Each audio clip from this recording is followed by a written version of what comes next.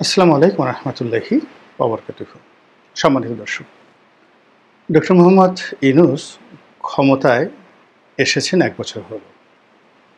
আর একই সময়ে বাংলাদেশ থেকে শেখ হাসিনা তিরোধান হয়েছে এবং শেখ হাসিনার যে অনুপস্থিতি, এটারও সময়কাল ১ বছর হয়ে গেল। তো শেখ হাসিনাকে যে আমরা বাংলাদেশ থেকে বিদায় করলাম, এই বিদায় করার জন্য আমরা রক্ত দিয়েছি, যার যার সামর্থ্য অনুযায়ী আমরা রাজপথে নেমেছি। যারা পারেনি তারা দোয়া করেছি, তারা চেয়েছি এবং যার যার অবস্থান থেকে দেশের বেশিরভাগ মানুষ তার শাসনকালের অবসানের জন্য সর্বশক্তি নিয়োগ করেছে। এমনকি রাতে একেবারে দুর্বল যে মানুষটি, সে স্বপ্ন দেখেছে যে শেখ হাসিনা বাংলাদেশ থেকে চলে যাক, ক্ষমতা হারাক, গণ অভ্যুত্থান হোক, সামরিক অভ্যুত্থান হোক, রক্তারক্ত হোক, যা কিছু হোক, শেখ হাসিনা যাক। তো এরকম একটা যে ক্রিটিক্যাল মন এবং মানসিকতা নিয়ে আমরা ২০২৪ সনের জুলাই এবং আগস্টের বিপ্লবের পর যে আকাশ সম স্বপ্ন দেখেছিলাম, আনন্দে উদ্বেলিত হয়েছিলাম, তারা এখন এই সময়টিতে কেমন আছি যদি সংক্ষেপে বলি, প্রথমত আমরা কেউ ভালো নেই। এখন এটা যদি ইন্ডিভিজুয়ালি আপনি বলেন, হয়তো অনেকেই ভালো আছেন, আমি ভালো আছি, আপনি ভালো আছেন ইন্ডিভিজুয়ালি, কিন্তু কালেকটিভলি হয়তো দেখা যাবে যে আমরা ভালো নেই। এখন কালেকটিভলি যে ভালো না থাকা, এইটার জন্য যে তথ্য এবং উপাত্ত আমাদের কাছে নেই। সরকারের উপর আমাদের নির্ভর করতে হয়, যেটা ভাবে আওয়ামী লীগ সরকারের আমলেতেও আমরা নানা রকম আমাদের জিডিপি নিয়ে, আমাদের ফরেন রিজার্ভ নিয়ে, আমাদের ব্যাংকিং ব্যবস্থা নিয়ে, সরকারের উন্নয়ন নিয়ে যে সকল তথ্য রাষ্ট্রের কাছ থেকে পেতাম, তাতে মনে হতো যে আমরা এশিয়ার মধ্যে সবচেয়ে ভালো অবস্থানে আছি। তো শেখ হাসিনার পতনের পর গত ১ বছর ধরে সরকারের যে শ্রেণী চরিত্র, এটা একটুও পাল্টায়নি। বাংলাদেশ ব্যাংক থেকে, কমার্শিয়াল ব্যাংকগুলো থেকে, এনবিআর থেকে, তারপরে রপ্তানি উন্নয়ন ব্যুরো থেকে যে তথ্য উপাত্ত আসছে, সেই তথ্য উপাত্ত দেখে মনে হচ্ছে যে বাংলাদেশ উন্নয়নের চরম শিখরে পৌঁছে গেছে। আবার একই সঙ্গে কন্ট্রাডিক্টরি, অর্থাৎ শেখ হাসিনার জমানাতে যে খেলাফি ঋণ ছিল, ধরুন ১ লক্ষ কোটি টাকা, ১,২৬,০০০ কোটি টাকা, এটা নাকি বেড়ে ৫ গুণ হয়ে গেছে। এখন এই ১ বছরের মাথায় এটা ৫ লাখ কোটি টাকা হয়ে গেছে। সবাই বলে হায় হায়, এটা কেন হলো, এটা কিভাবে হলো?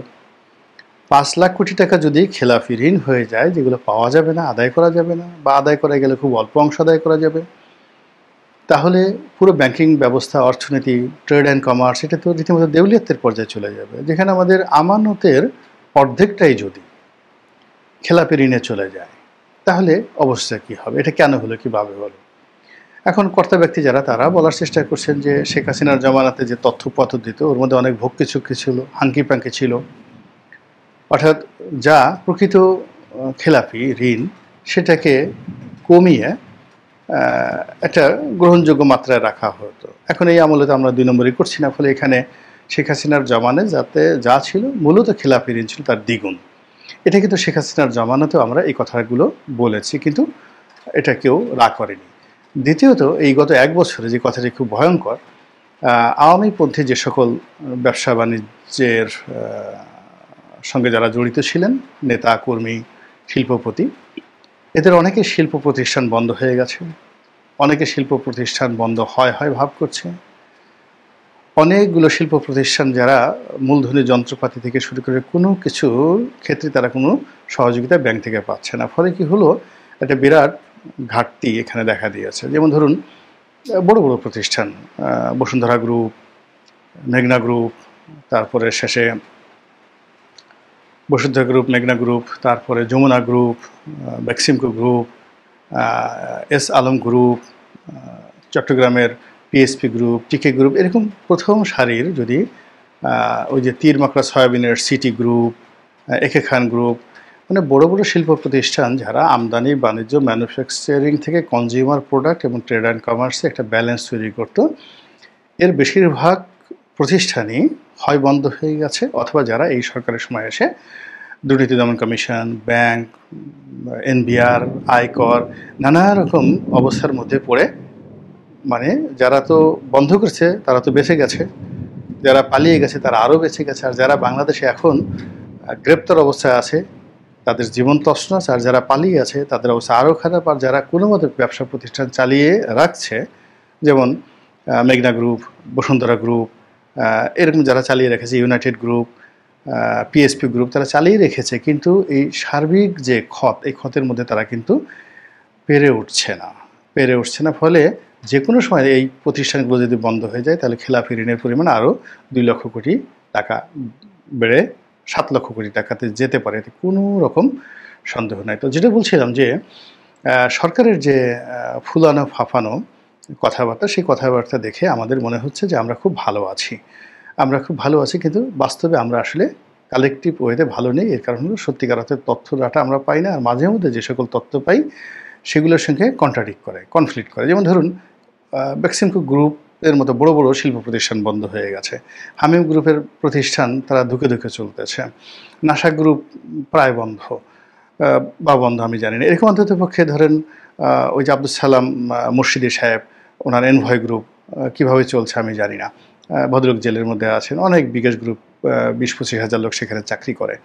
এরকম আওয়ামী লীগ করেন, এরকম অনেক লোকের তো 20-25 হাজার যদি ধরেন, তো এই যাবৎ 2 লাখ লোক বেকার আছে। তো সেখানে এক্সপোর্ট বাড়ে কী করে?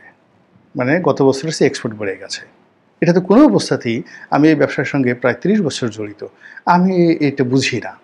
মানে যারা তথ্য দেয়, উপাত্ত দেয়, কীভাবে দেয় এটা আমি বুঝি না। এনিওয়ে, তো এইভাবে যে পরস্পর বিরোধী তথ্য এবং উপাত্তের কারণে আমরা আসলে কালেকটিভলি সম্মিলিতভাবে আমরা ভালো নেই। হতাশা, আতঙ্ক, ভয় আমাদেরকে ভর করছে। ফলে কি হলো, শেখ হাসিনার যে শাসন ক্ষমতার যে অবসান, এটার যে আনন্দ আমাদের স্থায়ী হয়নি।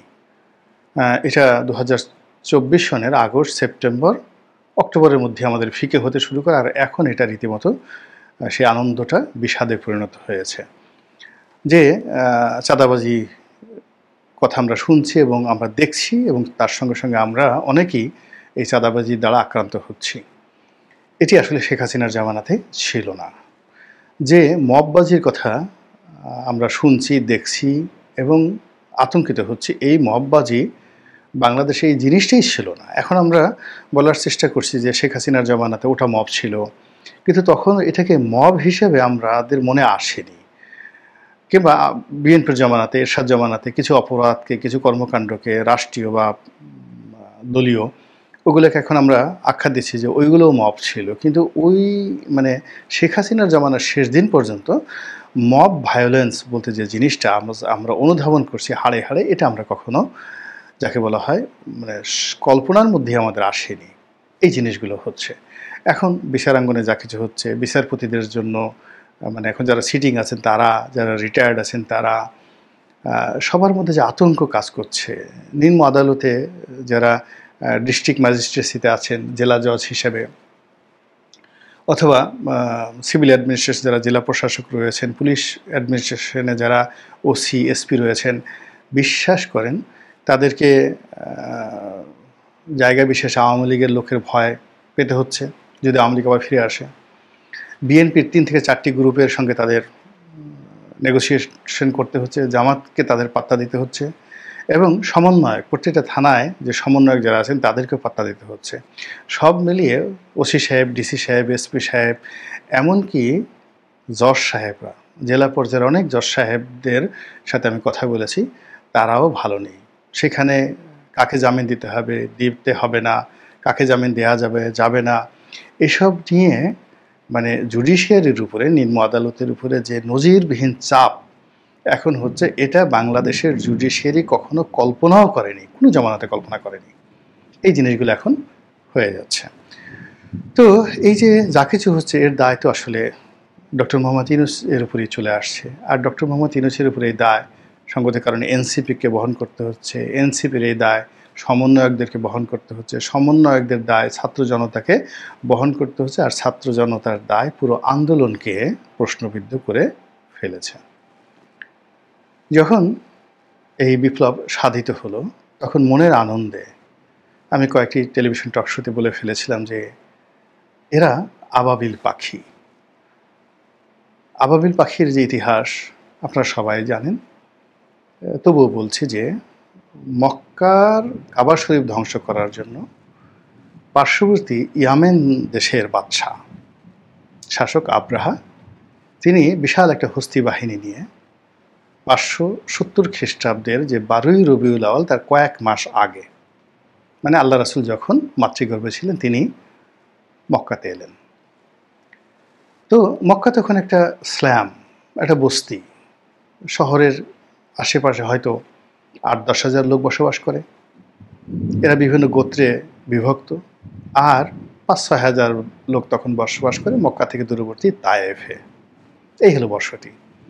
তো সেখানে মক্কার যে সকল গোত্রগুলো রয়েছে, এক একটা গোত্রে 2000, 1500, 2000 মানে লোক আছে। আপনি চিন্তা করেন যে মক্কার যে সামরিক শক্তি, সর্বোচ্চ সামরিক শক্তি আমরা দেখতে পাই উহুদের যুদ্ধে, যেখানে সাকুল্যে তারা 3000 যোদ্ধা অংশগ্রহণ করেছিল সেখানে। এটা হলো মক্কার সর্বোচ্চ সামরিক শক্তি, এবং এই সামরিক শক্তি 3000 যোদ্ধাকে অর্গানাইজ করার জন্য তাদেরকে তায়েফ এবং অন্যান্য দূরবর্তী অঞ্চল যাদের সঙ্গে বন্ধুত্ব ছিল কুরাইশ, তাদের কাছ থেকে সৈন্য তাদেরকে সংগ্রহ করতে হয়েছিল। তো এরকম একটি এলাকা, সেই এলাকাতে মূলত তলোয়ার, তীর, পাথর এইগুলোই ছিল মূলত যুদ্ধাস্ত্র। তো সেখানে যখন একটা রেগুলার আর্মি কখনোই কিন্তু এই রেগুলার আর্মি মক্কাতে আসেনি, কোনো জমানাতে আসেনি। এর কারণ হলো এটা এতটা ব্যারেন ভূমি, সেই ব্যারেন ভূমিতে মানে অনুর্বর অঞ্চল, সেই অঞ্চলে কখনো কোনো বিজেতা, কোনো শাসক এই অঞ্চলে আসার প্রয়োজন অনুভব করেননি।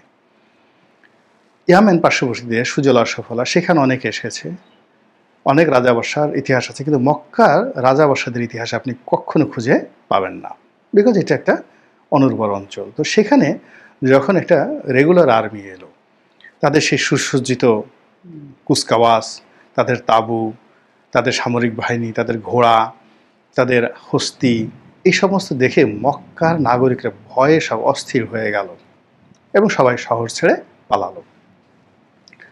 তো এই অবস্থাতে অসহায় মক্কাবাসী কিংবা আল্লাহর ঘর কাবার দিকে যখন হস্তি বাহিনী মানে কোনো প্রতিদ্বন্দ্বী না পেয়ে সেখানে তারা যুদ্ধ করতে যাচ্ছিল, মানে কাবা ভাঙতে যাচ্ছিল, তখন আকাশ থেকে ছোট ছোট পাখি, যেগুলোর পাখির নাম বলা হয় আবাবিল পাখি, সেই আবাবিল পাখি আল্লাহ নাজিল করেছিলেন, এবং সেই পাখিগুলোর মুখে মটর দানার মতো ছোট ছোট পাথরের টুকরা ছিল, এবং সেই পাথর দানাগুলো সেই আবাবিল পাখির মুখ থেকে যখন এটা পড়তো, এটা জাস্ট লাইক এ বুলেটের মতো এটা আব্রাহার বাহিনীর মাথায় এটা ঢুকে যেত এবং সঙ্গে সঙ্গে তার মৃত্যু হতো, এবং একটা হাতি, বড় একটা হাতি এরকম একটা ছোট পাথরের আঘাতে মারা গিয়েছিল। তো এরকম মানে অলৌকিক যে ঘটনা, যেটি পবিত্র কালামের পাকে আল্লাহ রাব্বুল আলামিন সূরা ফিলে বর্ণনা করেছেন অসাধারণভাবে। আলাম তারা কাইফা ফালা রব্বুকা বিআসহাবিল ফিল, হে নবী আপনি কি দেখেননি সেদিন সেই হস্তি বাহিনীর কী দশা করেছিলাম? এটা ভিন্ন ব্যাখ্যা। তো সেখান থেকে আবাবিল পাখি আসলে অলৌকিক একটা নিদর্শন। তো সেই ক্ষেত্রে আমরা যারা প্রচলিত রাজনীতি করি, আমরা যারা নিজেদেরকে সাহসী মনে করি, লড়াই সংগ্রাম করতে যারা কখনো পিছপা হয়নি, তারাও শেখ হাসিনার ভয়ে, যন্ত্রণায় রীতিমতো একেবারে নির্বিষ হয়ে পড়েছিলাম 2024 সনের জুলাই আগস্টের দিকে, এবং আমাদের মনে হতো যে না, কিছু হচ্ছে না। ঠিক সেই সময়টিতে আসলে এই যে ছাত্র জনতার অভ্যুত্থান, সামনে যারা এগিয়ে এসেছেন, তাদের সব কিছু আমার কাছে মনে হয়েছে অলৌকিক। আল্লাহ তাদেরকে এই স্পিরিটটা দিয়েছে, এই জন্য আমি তাদেরকে সেই আবাবিল পাখি বলেছিলাম। তো সেই আবাবিল পাখিদেরকে নিয়ে যখন মবের কথা ওঠে, সেই আবাবিল পাখিদেরকে নিয়ে যখন যাকে বলা হয় চাঁদাবাজির কথা ওঠে, তাদেরকে নিয়ে যখন ব্যঙ্গ বিদ্রুপ করা হয়, তাদেরকে নিয়ে যখন টিকটকাররা ভিডিও তৈরি করে চান্দা ভাই নামে, এবং সেই চান্দা ভাইয়ের ভিডিও দেশ বিদেশে কোটি কোটি লোক দেখে, দেশের প্রধানতম পত্রিকাগুলো যখন চান্দা ভাইদেরকে নিয়ে শিরোনাম করে, সঙ্গতির কারণেই ওই যে আবাবিল পাখিদের মুখের দিকে তাকালে এখন যে তাদের তেলে ঝুলে তাদের যে অবস্থা হয়েছে ওটা মনে পড়ে না, বরং তাদের সেই অসহায় মুখগুলো, ডিবি অফিসের অসহায় মুখগুলো, রাজপথের গর্জনগুলো, তাদের আকুতিগুলো, তাদের চেষ্টাগুলো, তাদের লড়াইগুলো, সংগ্রামগুলো আমার বারবার মনে পড়ে এবং আফসোস হয় যে এই জমিনের পরিবেশ কেন এত খারাপ, এই ক্ষমতার যে দম্ভ এটা কেন মানুষকে বিপদগামী করে। যেখানে স্বর্গীয় আবাবিল পাখি এখানে এসে আজাজিল হয়ে যায়। আজাজিল তো আপনারা জানেন যে ইবলিস যে শয়তান, তার আদি নাম ছিল আজাজিল এবং তিনি ছিলেন জিন জাতির অধিভুক্ত একজন জিন শিশু। তো সেই জিন শিশু দীর্ঘদিন ইবাদত এবং বন্দেগী করে সমস্ত ফেরেশতাদের ইবাদত এবং বন্দেগী তিনি ছাড়িয়ে গিয়েছিলেন এবং তার যে নলেজ, তার যে জ্ঞান, সীমাহীন জ্ঞানের কারণে তিনি সেই ফেরেশতাদের সর্দারে রূপান্তরিত হয়েছিলেন এবং ফেরেশতারা তাকে সর্দার হিসেবে মেনে নিয়েছিলেন এবং আল্লাহর কাছে প্রার্থনা করে তাকে সর্দার হিসেবে মনোনীত করেছিলেন, সেই সর্দারে ফেরেশতা। তো সেই সর্দারে ফেরেশতা যার নাম ছিল আজাজিল, তার ধ্বংস হয়ে গিয়েছিল অহংকারের কারণে এবং সেই অহংকার ছিল ইবাদতের, সেই অহংকার ছিল জ্ঞানের, গরিমার ইত্যাদি সব কিছুর, এবং তিনি সেখান থেকে ইবলিসে পরিণত হয়েছিলেন।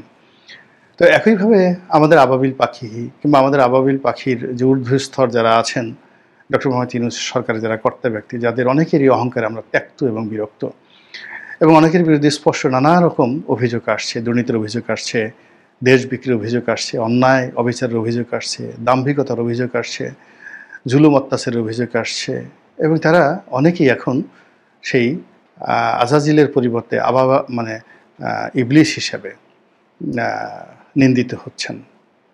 এই অবস্থা কেন হলো? ক্ষমতা কেন এত খারাপ? রাষ্ট্র ক্ষমতা কেন এত লোভ তৈরি করে? কেন মানুষকে এত বিব্রত করে?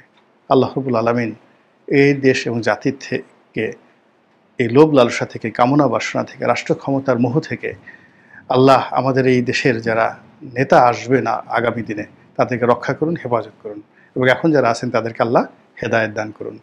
আসসালামু আলাইকুম ওয়া রাহমাতুল্লাহি ওয়া বারাকাতুহু।